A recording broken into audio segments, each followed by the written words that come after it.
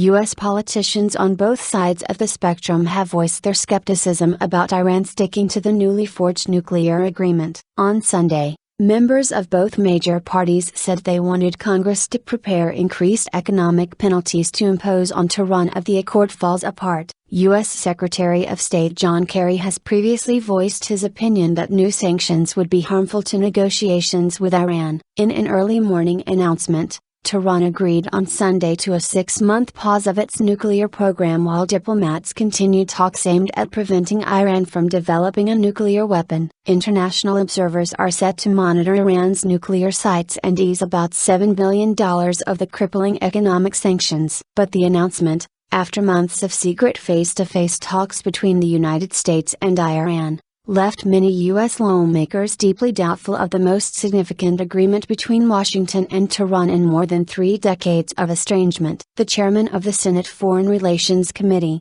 Democratic Senator Bob Menendez, said he would work with colleagues to have sanctions against Iran ready should the talks falter or Iran fail to implement or breach the interim agreement. Deep distrust, such distrust that Iran was negotiating in good faith, ran across the political spectrum in a Congress that otherwise is deeply divided, and ready-to-go sanctions seem to have rare bipartisan support across both of Congress chambers. President Barack Obama convinced Senate leadership to hold off consideration of the measure while negotiators pursued an agreement. Despite this, a deep distrust of Iran pervaded Sunday's discussion of the deal. "We need to be very, very careful with the Iranians," said Representative Eliot Engel, the ranking Democrat on the House Foreign Affairs Committee. "I don't trust them. I don't think we should trust them. Sanctions should always be hanging there because that's what brought Iran to the table in the first place." Republican House Speaker John Boehner, too, said the 6-month pause deserves healthy skepticism. Iran has a history of obfuscation that demands verification of its activities and places the burden on the regime to prove it is upholding its obligations in good faith while a final deal is pursued,